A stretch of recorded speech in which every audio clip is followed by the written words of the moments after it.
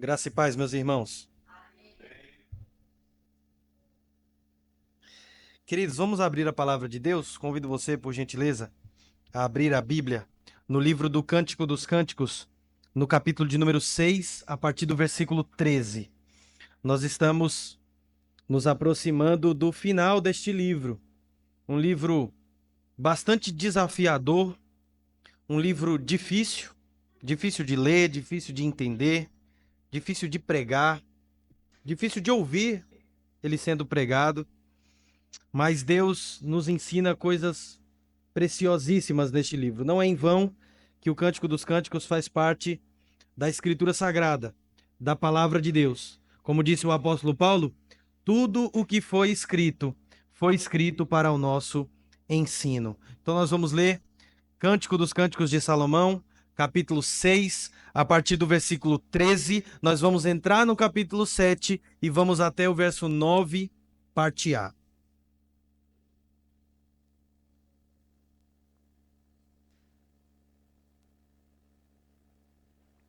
Amém? Repetindo, nós vamos começar no capítulo 6, verso 13 e terminar no capítulo 7, verso 9, parte A. Assim nos diz a santa e bendita palavra de Deus. Volta, volta, ó Sulamita, volta, volta para que nós te contemplemos. Por que quereis contemplar a Sulamita na dança de Maanaim? Que formosos são os teus passos dados de sandália, ó filha do príncipe.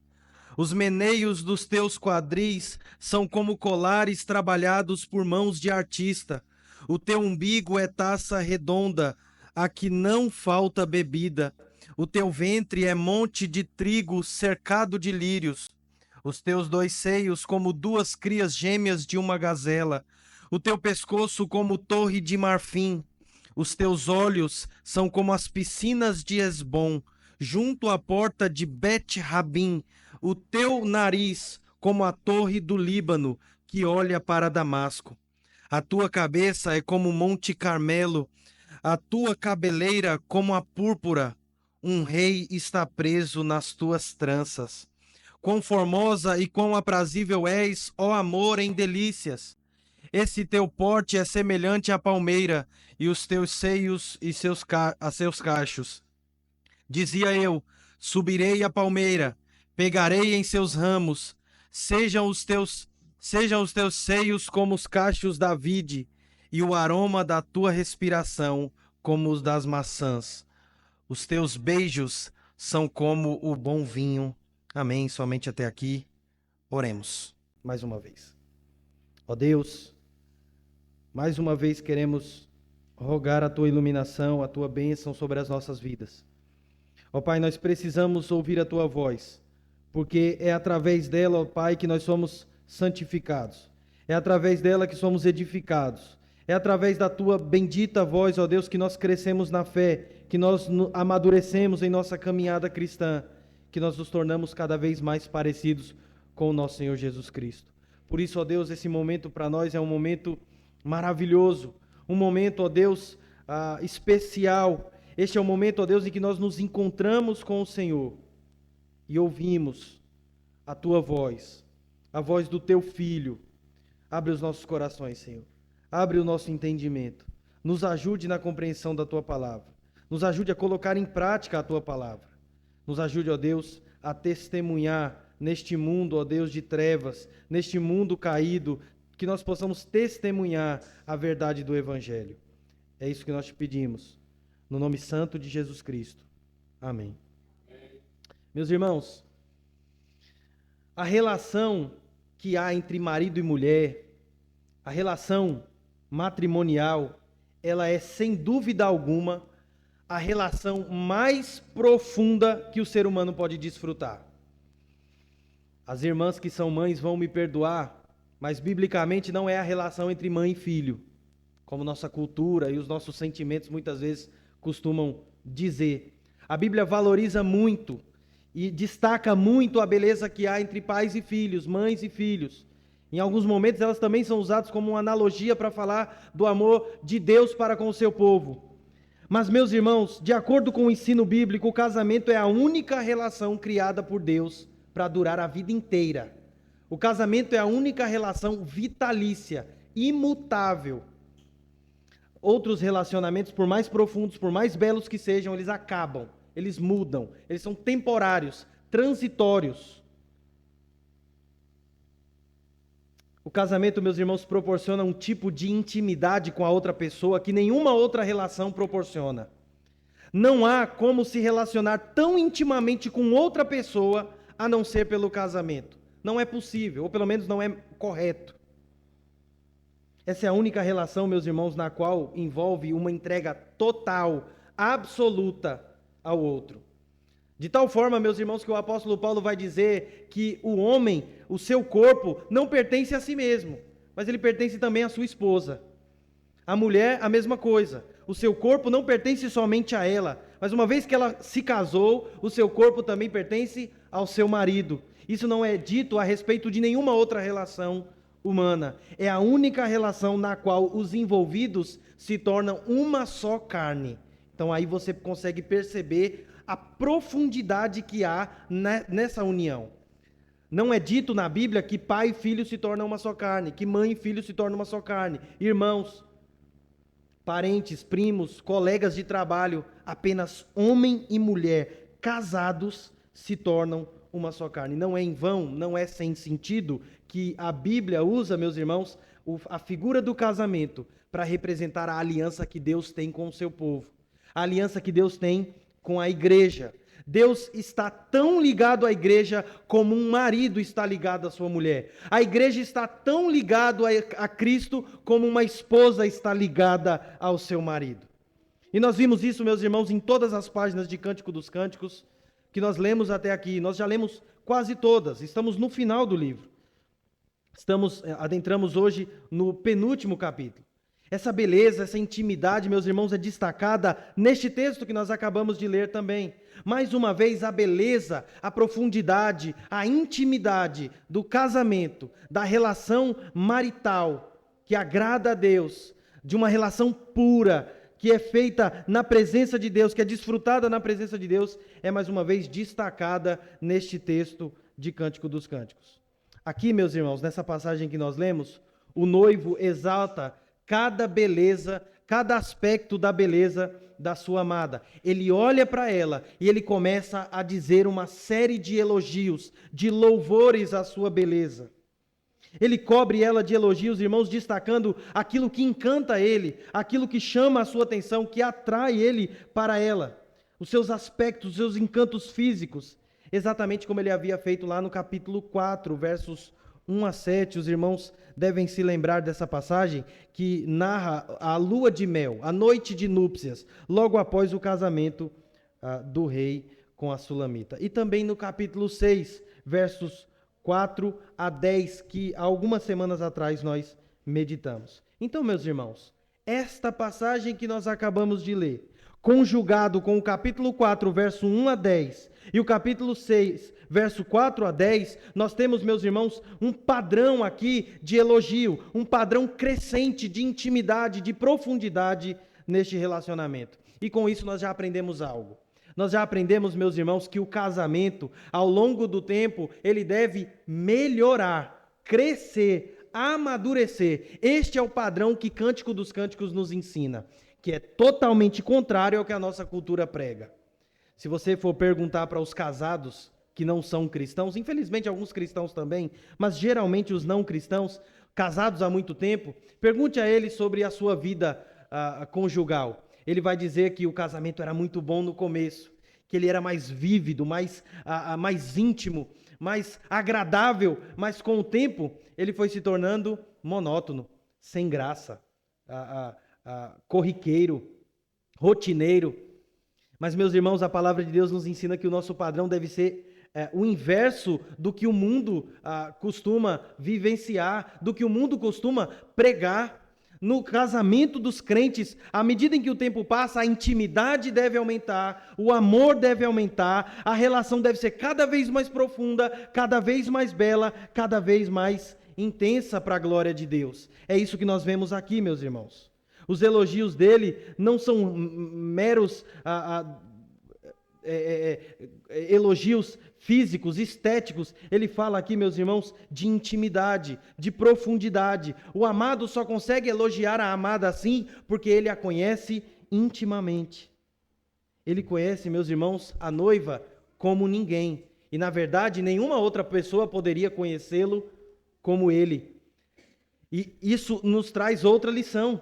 Ninguém deve conhecer a minha esposa mais do que eu mesmo, que sou seu marido.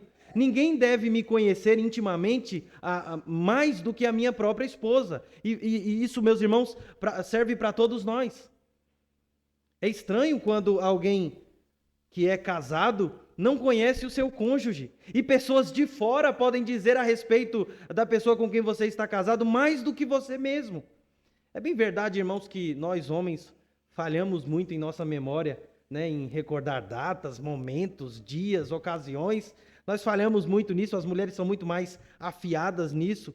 Mas, além dessas questões mais comuns entre nós homens, meus irmãos, nós devemos conhecer muito bem, intimamente, a pessoa com quem nós estamos relacionados, para que nós possamos então louvar os seus atributos, louvar a sua beleza, as suas qualidades, as suas perfeições.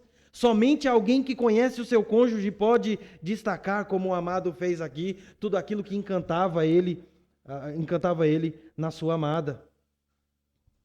Então, meus irmãos, nós vemos aqui essa crescente. Os elogios do amado, eles que revelam a sua intimidade com a amada, estão no capítulo 7, do verso 1 ao verso 9, parte A. Mas antes disso, irmãos, eu quero perceber com vocês um versículo que nós deixamos ainda sem comentar, ainda sem meditar, no capítulo 6, que é o versículo 13. Nós temos aqui, meus irmãos, um apelo, um pedido das filhas de Jerusalém à Sulamita. As filhas de Jerusalém querem que a Sulamita volte. Então, nessa primeira metade, veja que o versículo 13 está dividido em duas partes, provavelmente em sua Bíblia, uma fala do coro e outra fala da esposa. Na primeira metade, as filhas de Jerusalém pedem para que ela volte. E elas pedem com ênfase, não uma nem duas, mas 4 vezes. Olha o que elas dizem: volta, volta, ó Sulamita, volta, volta, para que nós te contemplemos. Elas querem, meus irmãos, que a Sulamita volte, porque provavelmente a Sulamita está indo para a casa do rei. E aí eu quero recapitular rapidinho com os irmãos o que nós já meditamos desde o início do capítulo 5.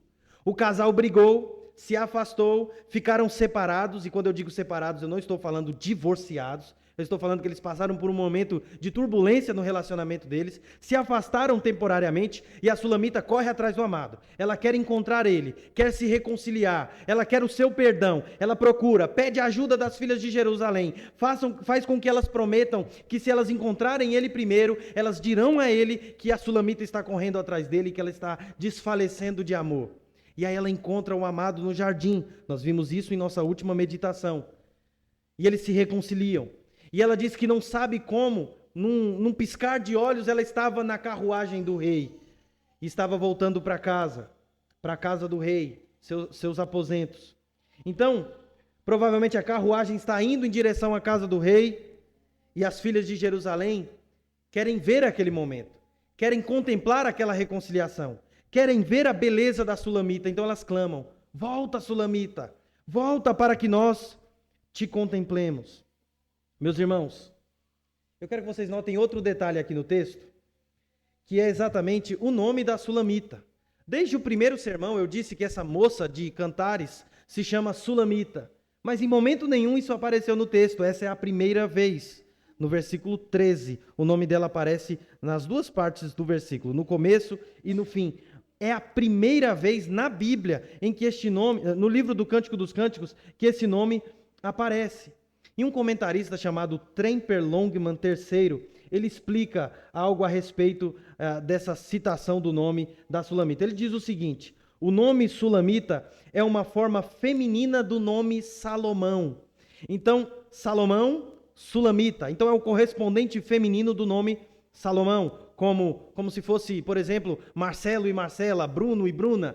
Então é o correspondente do nome de Salomão. E aí o autor continua: Mesmo não sendo um personagem consistente no livro, Salomão exerce um papel proeminente em dois lugares. No casamento, onde é falado da coroa de Salomão, capítulo 3, versos 6 a 11, e no capítulo 8, versos 11 e 12, nós meditaremos em breve com a graça de Deus. O comentarista diz: o nome sulamita, portanto, é apropriado para a mulher no cântico. Esse nome também pode refletir o seu significado básico de paz e integridade. Ela traz paz a alguém que a ama. Então, este é o significado do nome sulamita ou shulamit no hebraico. Ele tem a ver com paz, com tranquilidade, com serenidade. Este é o sentido que o texto traz, essa completude para a vida do seu amado, essa paz, essa tranquilidade. E é isso, meus irmãos, que toda mulher deve ser para o seu marido.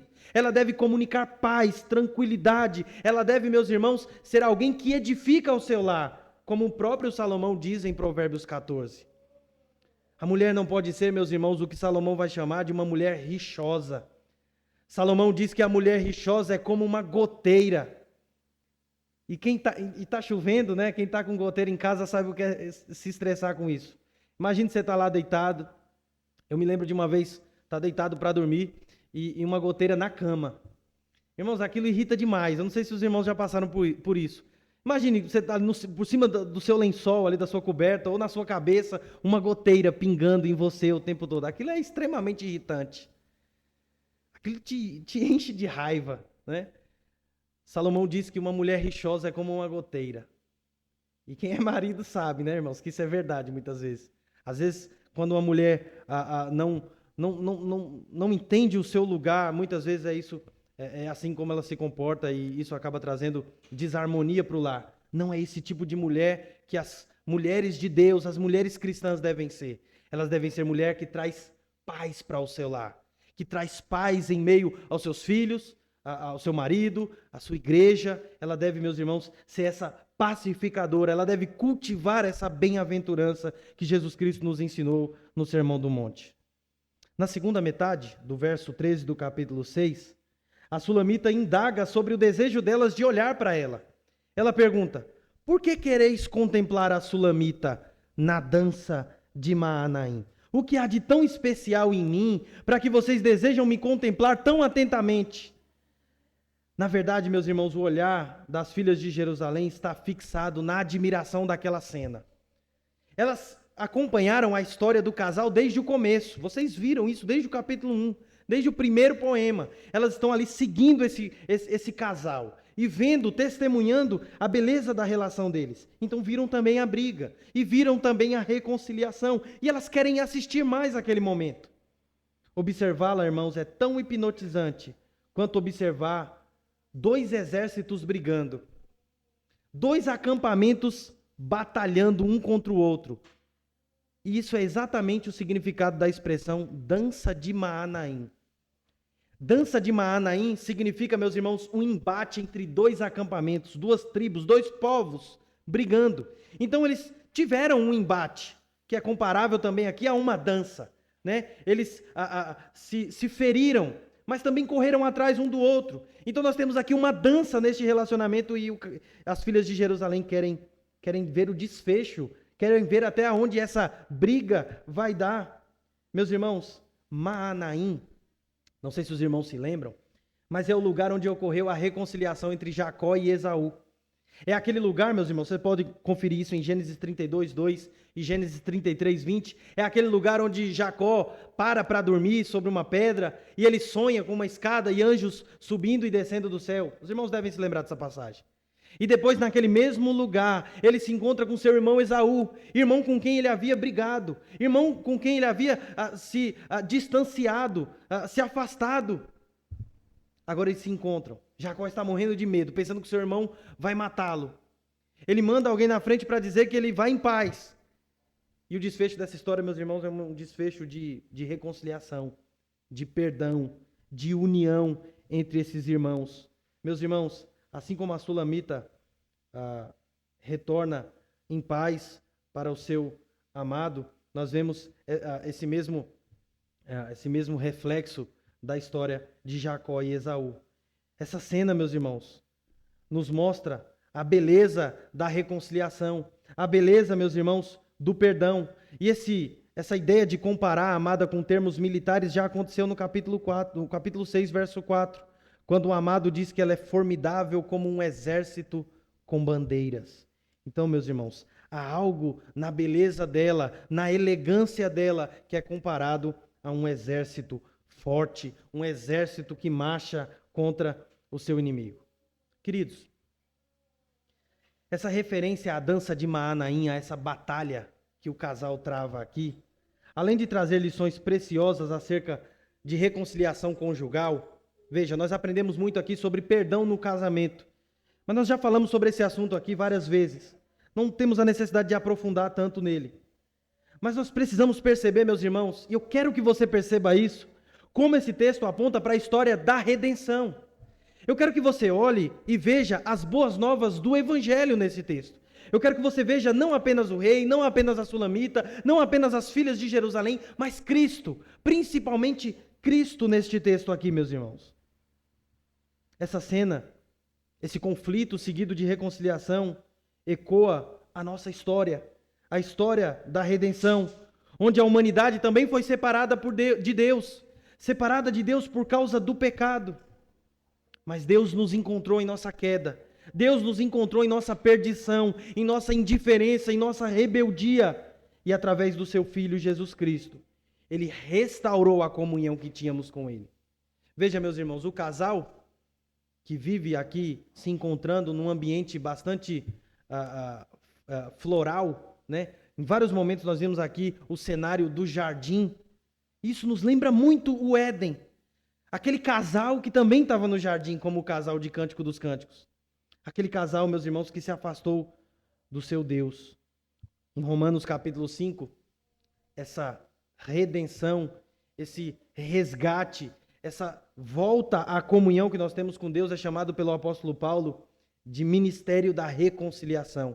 Então essa aliança havia sido quebrado, o pacto havia sido quebrado, mas Deus, em seu Filho, Jesus Cristo, restaurou essa relação que se perdeu entre nós e o nosso Criador. Assim como a Sulamita retorna em paz, sendo celebrada pelas filhas de Jerusalém, assim também, meus irmãos, há uma festa, há uma celebração celestial, quando nós, pecadores, nos arrependemos dos nossos pecados e nos voltamos para o nosso noivo.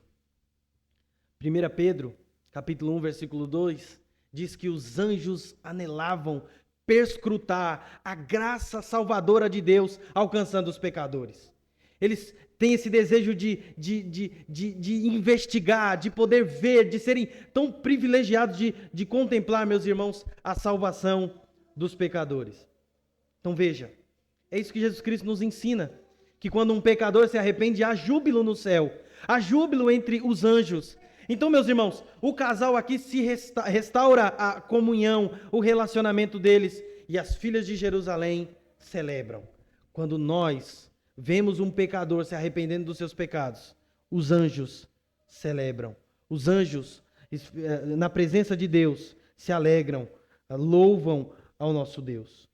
Queridos, os versículos 1 a 9 do capítulo 7 destacam os elogios.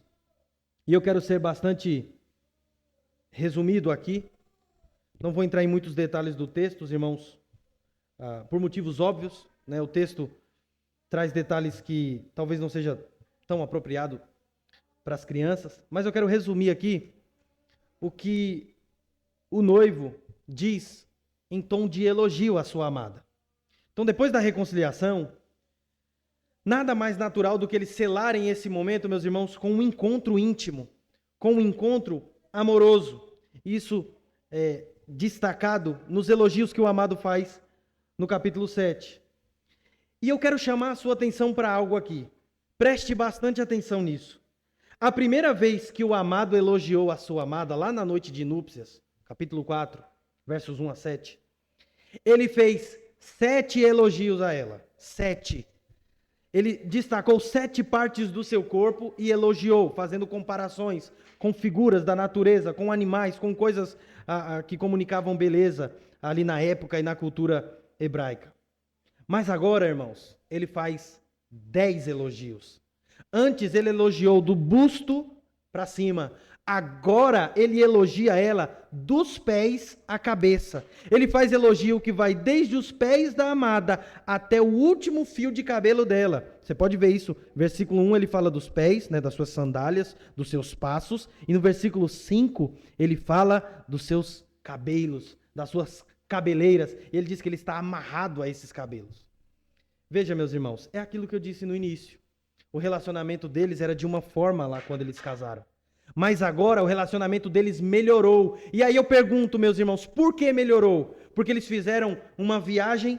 Porque eles tiraram uma férias e fizeram um retiro amoroso num lugar bem com uma paisagem bem bonita? Eles fizeram, meus irmãos, algum tipo de encontro romântico, amoroso? Eles fizeram, meus irmãos, algo especial para que o relacionamento deles crescessem? Não. Sabe mediante o que o relacionamento deles cresceram? Mediante um problema. Mediante uma briga. Logo após uma dificuldade, um desentendimento. Meus irmãos, isso nos ensina, a nós casados e aqueles que desejam casar, que brigas no relacionamento, que desentendimentos no relacionamento não é um sinal, não necessariamente é um sinal de que o casamento não está dando certo. Isso nos ensina, meus irmãos, que os casais não podem fugir de alguns embates, que é necessário, meus irmãos, algumas vezes, colocar os problemas sobre a mesa. Muitas vezes, meus irmãos, nós pensamos, eu não vou puxar aquele assunto, não vou esticar aquela conversa, não vou mais voltar naquele tema, porque ela não vai me entender, não adianta, ele não muda, ele tem a cabeça muito fechada, não adianta, ele é como a mãe dele, ele é como o pai dele, não, ele é igualzinho à família dele, não tem jeito para aquele homem, aquela mulher não presta. Muitas vezes a gente pensa assim, e a gente deixa, a gente diz o seguinte, eu vou me calar para evitar, coisas desse tipo a gente fala. Mas irmãos, nós não podemos ser assim. Nem homens, nem mulheres. Principalmente homens. Se há problemas em nossos lares, meus irmãos, nós temos que ter a ousadia e a coragem para pinçá-los e colocá-los sobre a mesa. Para colocá-los em pauta. Para colocá-los em discussão. E dizer, nós vamos bater nessa tecla até que este problema seja resolvido. Então, meus irmãos, o contrário disso é covardia. O contrário disso, meus irmãos, é não ser homem suficiente para resolver os problemas do seu lar. O contrário disso, meus irmãos, é uma demonstração de que nós não valorizamos o nosso casamento. Não valorizamos a nossa família. Se nós amamos a nossa família, meus irmãos, nós buscaremos resolver os problemas, não jogá-los debaixo do tapete. Então, meus irmãos, o relacionamento cresce mediante uma briga, mediante uma dificuldade, e não mediante, meus irmãos, um encontro amoroso, como eles já fizeram, e isso de fato acrescenta muito ao relacionamento, mas as dificuldades, as diferenças, as opiniões controversas também ajudam. Eu me lembro que alguns meses antes de casar, um pastor me deu alguns conselhos. Ele me disse assim, olha, Eduardo, é você que vai julgar se você está na hora de casar ou não, mas eu quero te dar alguns conselhos. Ele diz, não foque naquilo que você tem de semelhante à sua esposa, na sua noiva. Não foque naquilo que vocês dois pensam igual. O que é importante vocês observarem agora e observar com bastante atenção é naquilo que vocês divergem, é naquilo que vocês discordam. E isso, meus irmãos, muitas vezes tem, de fato, eu nunca tinha ouvido aquilo, talvez é bem verdade que eu não tinha refletido profundamente sobre isso, e foi bom ter ouvido aquilo, meus irmãos, porque não é isso que nós somos ensinados. Pelo mundo, pelos nossos pais, infelizmente não somos ensinados, pela igreja. Como é que os relacionamentos muitas vezes começam? Oi, tudo bem? Você gosta de feijão? Eu também gosto de feijão, né? Não é assim? Ah, e você gosta de sair? Eu gosto de ficar mais em casa. Aí a gente vai focando naquilo que nós compartilhamos, nas coisas que nós gostamos igual. E aí depois que casa, vem as grandes questões, né? Onde vamos congregar? Onde vamos morar? Quem lidera essa casa? Vamos ter poucos filhos? Vamos ter filhos nenhum? Vamos criar cachorro e chamá-los de filho? Quando entram as grandes questões, nós não sabemos como resolvê-las, irmãos. Porque nós focamos apenas naquela visão romântica, bonitinha, dos filmes, dos livros, das séries, das músicas românticas. e não estamos pautados na Escritura. É por isso, meus irmãos, que esse livro é tão importante para nós. E todas as outras passagens bíblicas que falam sobre casamento. Nós estamos meditando em Provérbios também e vamos nos deparar com textos assim. É por isso que é importante, meus irmãos, aprendermos aqui na igreja. Porque se seu filho ou você não aprender aqui na igreja sobre casamento, sobre relacionamento conjugal, sobre sexo e todas essas questões, vão aprender onde se ensina de forma depravada, de forma promíscua e lasciva. Eu quero rapidamente, muito rapidamente, meus irmãos, resumir os elogios do amado aqui dos versos 1 a 9. O poeta começa admirando os passos dela, na primeira parte do versículo 1, capítulo 7. Eles são graciosos e elegantes, eles são como passos de uma princesa que estão dançando. Então é algo que transmite leveza e nobreza. Ele elogia também o formato harmonioso do seu quadril, ainda no versículo 1, na segunda parte. Ele compara a uma obra de arte feita por um habilidoso artesão. Então é algo que é cuidadosamente moldado, cuidadosamente trabalhado. E isso encanta ele, desperta o seu desejo por ela. Em seguida, ele fala do umbigo dela, verso 2, parte A do capítulo 7, dizendo que ele é como uma taça cheia que nunca fica vazio. Então, eu não vou entrar muito em detalhes aqui, mas creio que os irmãos têm inteligência para perceber para onde que essas figuras de linguagem estão apontando. Mas tem algo aqui, meus irmãos, da beleza, da plenitude, da completude da amada aos olhos do amado. O ventre da amada é comparado, meus irmãos, a um monte de trigo cercado de lírios. E aí há várias interpretações a respeito dessa figura, mas eu quero que vocês olhem para essa ilustração aí do versículo 2, parte B, como uma imagem que une fertilidade e delicadeza. Então ela é fértil, ela é próspera, ela é abençoada. Provavelmente o amado olha para ela e vê nela um potencial de ter muitos filhos, de ter uma grande descendência. É isso que ele vê nela. E isso, meus irmãos, infelizmente é algo que, abrindo um parênteses aqui, que muitos homens, infelizmente, não têm conseguido encontrar nas mulheres. As pessoas hoje em dia não querem mais ter filhos e, infelizmente, curiosamente, isso muitas vezes parte das próprias mulheres, das próprias mulheres cristãs, muitas vezes, irmãos. Então, muitos homens, muitas vezes, olham para sua esposa e não veem essa fertilidade, essa prosperidade. Elas não podem, não querem presentear o seu nome, a sua descendência, com filhos, com uma descendência, com uma família numerosa. Salvo os casos em que, obviamente, meus irmãos, as pessoas, homens ou mulheres, não podem ter filhos.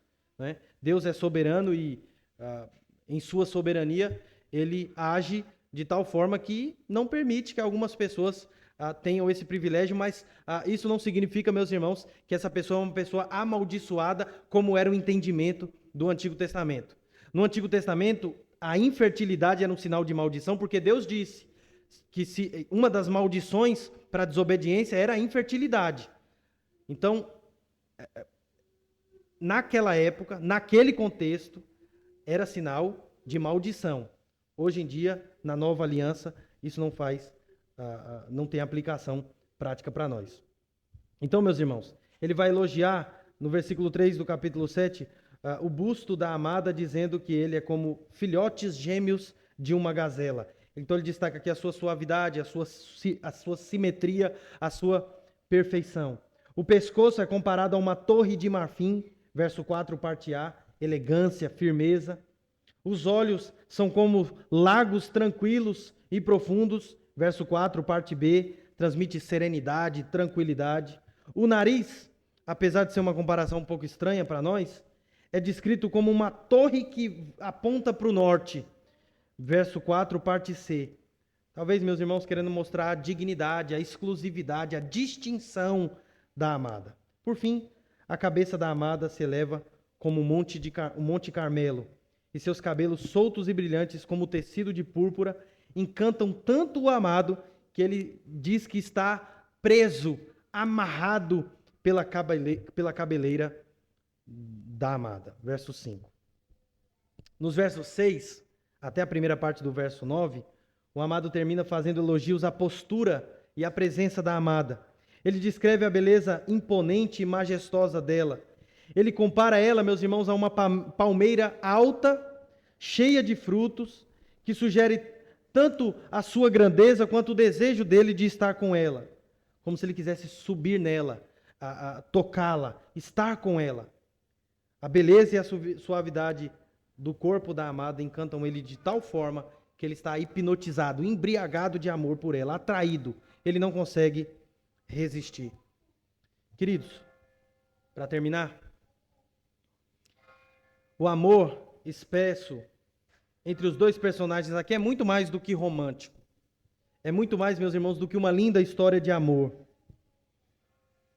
Esse texto, meus irmãos, creio eu, pode sim ser observado de forma literal, e dele nós podemos retirar algumas lições práticas para a nossa vida amorosa, uma vez que essa é uma parte muito importante da nossa vida. É algo que faz parte da nossa vida de uma maneira muito presente. Todos nós lidamos com essas questões de amor, de relacionamentos, de afeições. Então, ele tem algo a nos ensinar. Mas eu quero que você olhe para esse casal também, meus irmãos, como uma tipologia do amor redentor e íntimo entre Deus e a sua igreja. Eu quero que você olhe para a noiva e veja você mesmo. Veja a igreja de Cristo sendo representada aqui. E olhe para a figura do noivo e veja o nosso noivo, Jesus Cristo. Meus irmãos, o louvor do noivo à noiva aqui não é uma celebração estética apenas. Ele revela, meus irmãos, o modo como Cristo valoriza a sua igreja redimida, purificada e adornada pela sua própria justiça. Nós somos uma noiva bela, pura, santa, imaculada. Por quê? Porque não há pecado em nós? Não, porque o nosso noivo nos lavou. O nosso noivo se sacrificou para que nós pudéssemos ser limpos, purificados, para depois ele nos apresentar a quem? A ele mesmo. Efésios 5, 25 a 27. Paulo nos diz: Cristo amou a igreja e a si mesmo se entregou por ela para a santificar, para a apresentar a si mesmo igreja gloriosa. Então, irmãos, quando Cristo olha para nós, ele vê uma igreja perfeita, imaculada, sem mancha. E talvez você pense assim: como? Eu faço parte da igreja e sou pecador. Meus irmãos que fazem parte da igreja também são pecadores. Como que Cristo olha para a igreja e não vê mancha, não vê pecado? Ele não vê, meus irmãos, porque ele nos adornou. Ele olha para nós e ele não vê o nosso pecado, não porque ele ignora, porque ele finge que não existe, mas porque ele já pagou o preço por cada um dos nossos pecados. Porque Cristo, meus irmãos, já rasgou o escrito de dívida que constava contra cada um de nós. A noiva aqui, meus irmãos, aponta para o povo de Deus, perdoado e redimido. O povo com quem ele deseja ter comunhão e intimidade. Lembra o que eu disse no começo? Que essa intimidade, meus irmãos, brota de um conhecimento profundo que o noivo tem da amada. A mesma coisa se aplica a nós, meus irmãos. Cristo nos conhece profundamente. Nada a respeito de nós está oculto aos olhos do nosso noivo. E, meus irmãos, o contrário também deve ser verdade. É claro que nós não vamos conhecer a Cristo plenamente, nem no céu. No céu nós vamos continuar nos admirando eternamente com o nosso noivo. Nem uma eternidade inteira é capaz de fazer com que nos acostumemos com o nosso noivo. Sempre seremos encantados, apaixonados por Cristo. Mas, irmãos, aqui ainda nessa vida, nós podemos conhecer Cristo mais e melhor. Nós podemos conhecer Cristo com mais profundidade. Veja, o amado elogia a amada com base no conhecimento que ele tem dela. E aí, pensando em nossa relação com Cristo, pense, meus irmãos, nos nossos elogios para Cristo. São rasos, são superficiais. Nós só sabemos dizer coisas piegas, rasas, como Jesus é tudo, Jesus é lindo.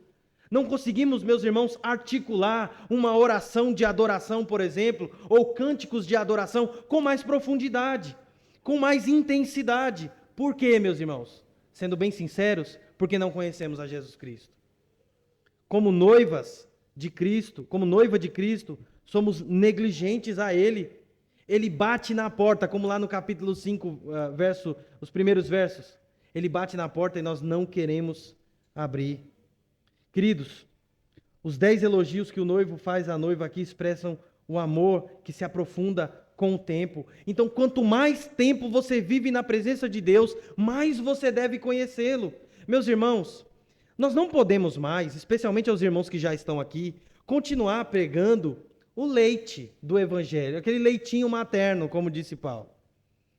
Nós já somos maduros o suficientes para receber um conteúdo com mais substância, um conteúdo um pouco mais profundo.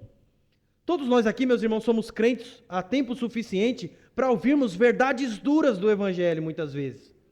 Meus irmãos, é triste muitas vezes, e quem prega, quem ensina em alguma medida, muitas vezes fica muito frustrado com isso. É muito chato, irmãos, ter que ensinar para um crente de 10 anos de igreja que ele tem que ler a Bíblia, que ele tem que orar. Irmãos, é algo desgastante demais ter que dizer para um crente que está na igreja há vários anos que ele precisa congregar, que ele não pode ficar em casa no domingo, que ele precisa ter intimidade com o noivo, que ele precisa se aproximar do noivo, que ele precisa elogiar o noivo, louvar os seus atributos. Irmãos, isso é muito desgastante. A gente tem que explicar isso, explica com o maior prazer no discipulado, para quem é novo na fé, para quem vem de outra denominação e não tem, por exemplo, talvez uma noção correta do dia do Senhor. Mas para crentes, irmãos, que estão há anos na igreja e que não têm nenhum desejo, meus irmãos, de se aprofundar em comunhão com Cristo, é muito desgastante. Lembre-se da imagem que o noivo traça aqui da noiva. Ele diz que ela é como uma palmeira, ela tem frutos, ela tem trigo, ela tem lírios, vinho, filhotes de gazela. O que isso significa? Prosperidade, riqueza, frutos. A igreja tem que ser próspera. A igreja tem que ter frutos, dons, talentos, capacidades, gente que trabalha, gente que serve, gente, meus irmãos, que produz, que gera filhos na fé. Ele vê ela como alguém fértil, e nós também, meus irmãos, como igreja, nós como congregação presbiteriana do Delmário Braga, nós devemos dar à luz a filhos espirituais. A igreja tem que crescer, isso é algo natural. A igreja de Cristo, uma igreja genuína, ela não pode ser estéril. Então, se a nossa igreja é estéril, tem alguma coisa errada que a gente tem que melhorar. Se a nossa igreja não está crescendo, não está avançando, não só numericamente, mas também em qualidade, em profundidade, nós devemos, meus irmãos, revisar alguns conceitos, revisar, meus irmãos, a nossa conduta. Se estamos ligados a Cristo, devemos dar frutos. Cristo disse em João 15:5, eu sou a videira, vós os ramos, quem permanece em mim, esse dá muito fruto. Ou seja, a comunhão com Cristo garante, meus irmãos, santidade, beleza espiritual, testemunho, amor, comunhão, que nós busquemos intimidade com Cristo. Que não nos contentemos, meus irmãos, com um conhecimento superficial e medíocre que muitas vezes nós temos de Cristo. Irmãos, leiamos a palavra de Cristo. Essa é a única maneira de ouvir a voz do noivo. Irmãos, oremos mais. Essa é a única maneira do noivo ouvir a voz da noiva. Meditemos, meus irmãos. Desejemos mais e mais do amado de nossas almas. Celebremos, meus irmãos, a reconciliação. E nós fazemos isso no culto. Nós fazemos isso participando da ceia. Nós fazemos isso, meus irmãos, estando na presença do Senhor. A igreja deve ser como a sulamita, restaurada, admirada, desejada por Cristo e transformada de glória em glória, como nos diz Paulo em 2 Coríntios 3, verso 18. Amém.